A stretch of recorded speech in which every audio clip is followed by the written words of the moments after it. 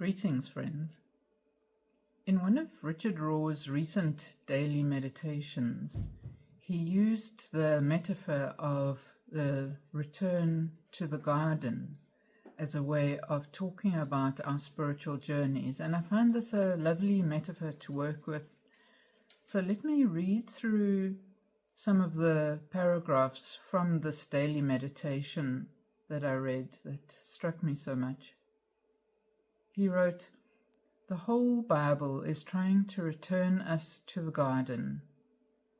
By the end, in the book of Revelation, the garden becomes the New Jerusalem, where there is no temple, but only the river of life and the trees of life, where even the leaves are for the cure of all, and where God lives among humans.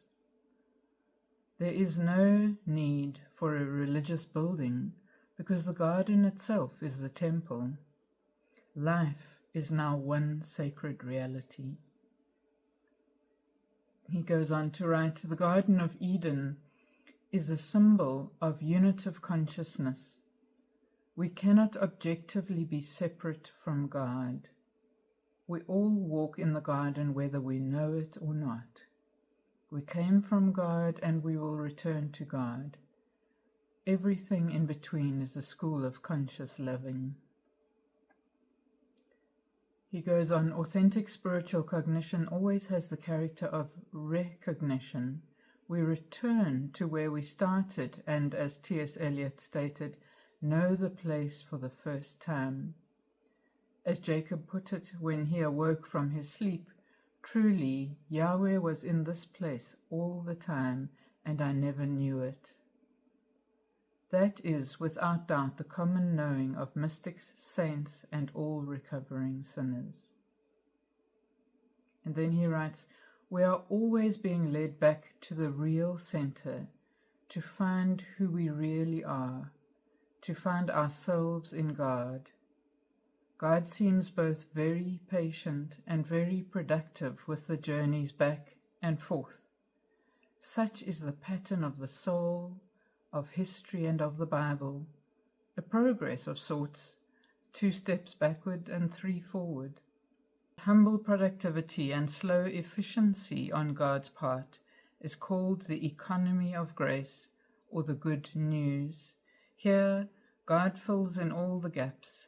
Everything is used, and nothing is wasted, not even sin." And I love that sense. God fills in all the gaps. Everything is used. Nothing is wasted, not even sin. I love that sense of that absolutely everything belongs in God's economy of grace as we journey with God in the garden, returning to the garden. And here I want to tell a personal story of what happened with me last week. I've been through a series of rather messy, unresolved circumstances and had allowed myself to become all murky and despondent, weighed down by it all.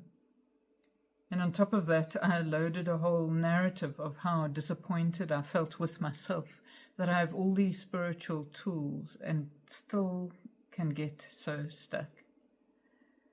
And I told all of this to a friend, and he responded, "What wonderful compostable material."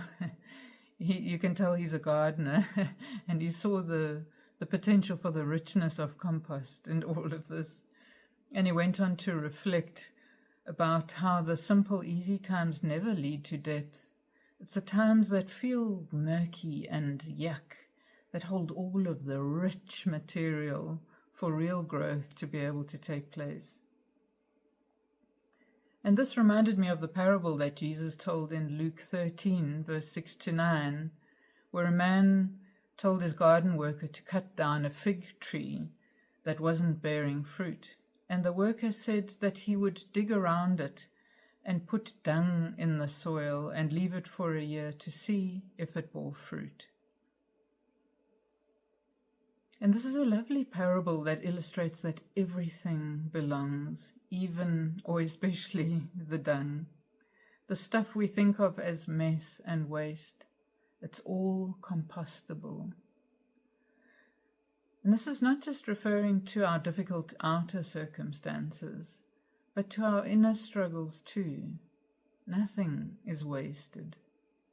Everything belongs in God's garden. And to link this back to the Rohr quote that I read earlier, everything in our lives plays its part in returning us to the garden. Nothing is wasted. Everything can be dug in to deepen the richness of the soil of our lives and to yield fruit, not just for our own healing, but for the healing of all.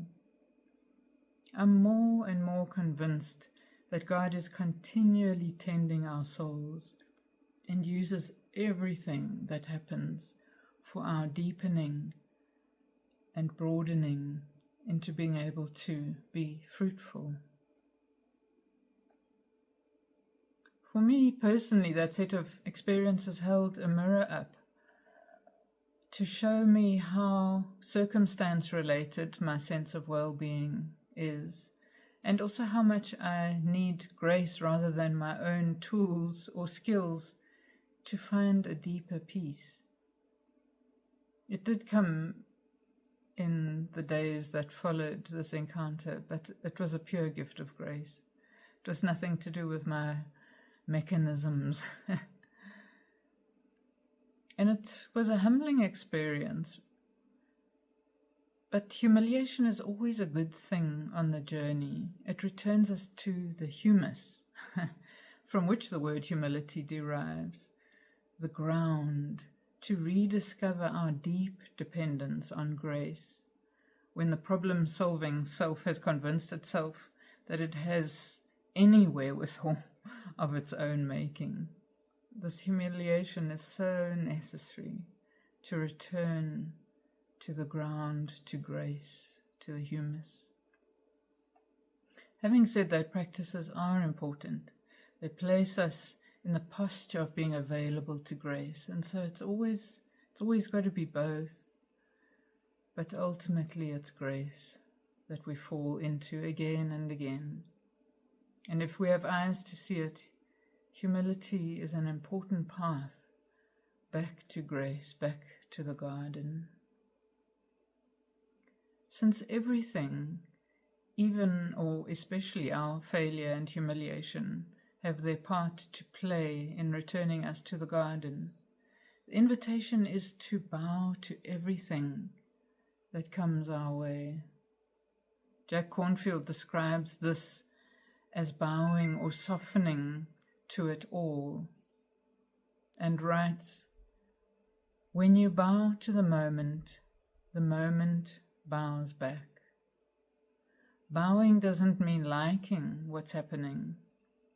It doesn't mean giving up. It means acknowledging what is before trying to make it something else. It is the difference between fighting the moment and meeting it. There's a lovely sense of humbling oneself in that gesture of bowing, as well as offering one's heart and deep respect to whatever is in the moment, as a gift from the God who's continually tending our souls in God's garden.